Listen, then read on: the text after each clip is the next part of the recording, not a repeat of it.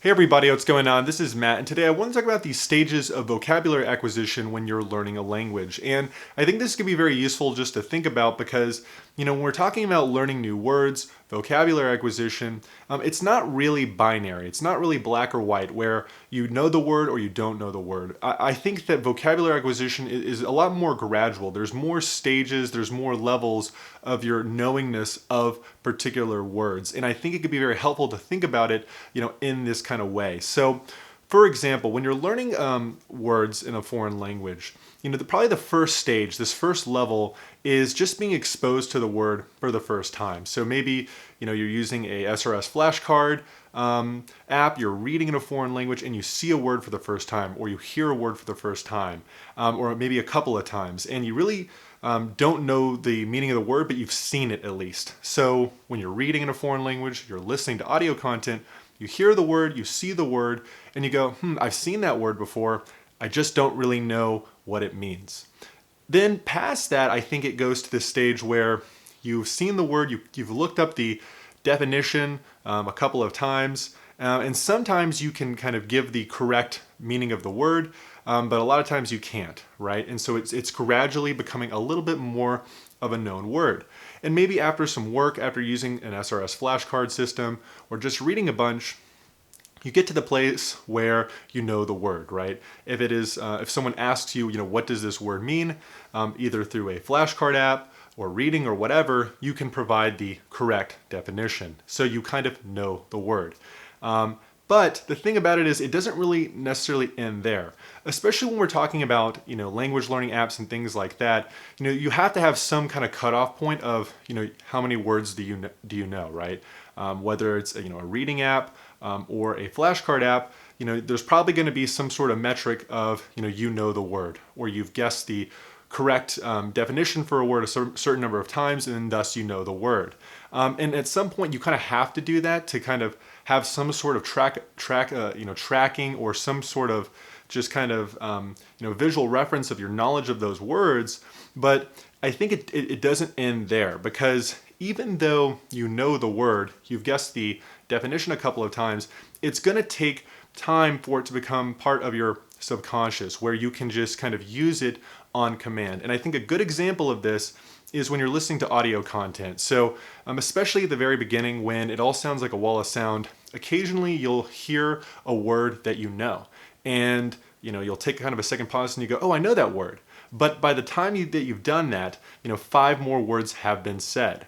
Maybe you're reading in a foreign language, you are reading and then you encounter that word and it takes you a second to remember the meaning of that word, so it kind of slows your reading down. Now, especially with audio content, this can be very frustrating because you know the words, you hear some of the words, but then just all this content is coming at you very quickly, and you just can't keep up, right? Or you keep translating in your head.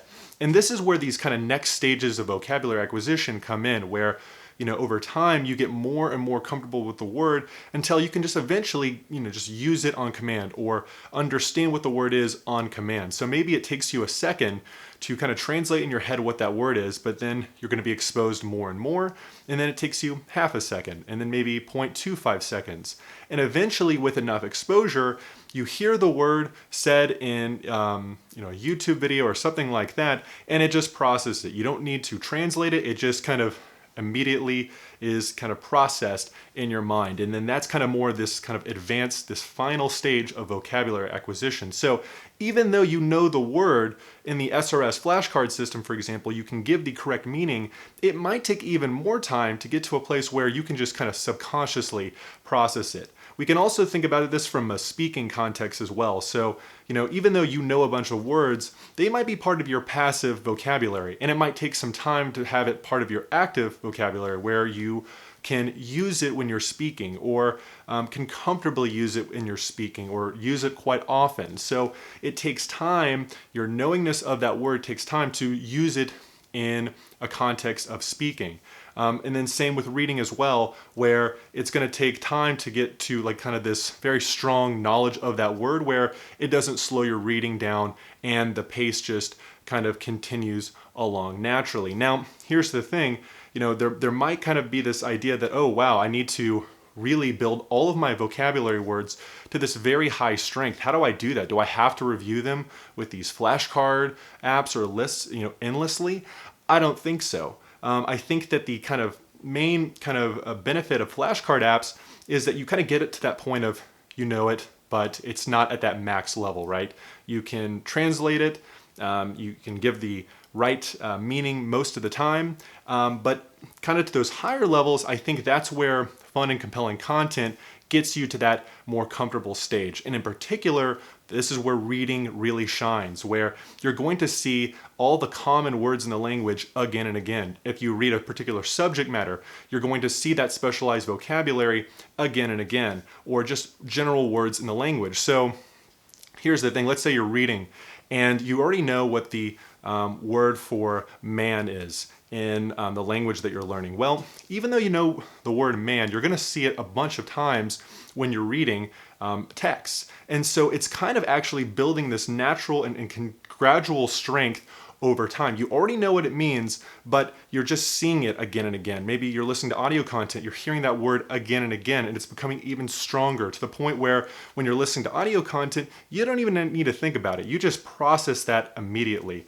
And that's where reading really comes in, because you see a ton of words, you see a lot of common words, and it's helping to get those words to a more strong kind of subconscious knowledge. This is why I think reading later down the road or even in the intermediate phase is very powerful.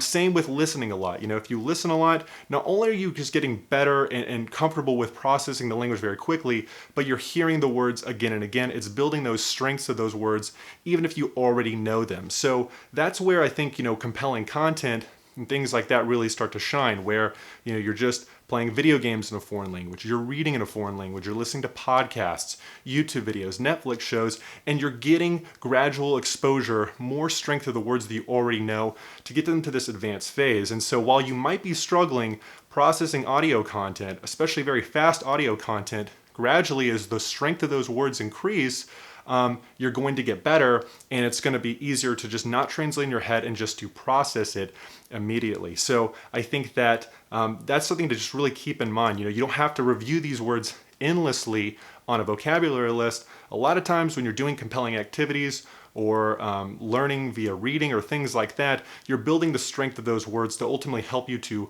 process audio content and just get a stronger knowledge of those words. So that's what I had to say. Let me know what you think, and I'll see you in the next video. Take care.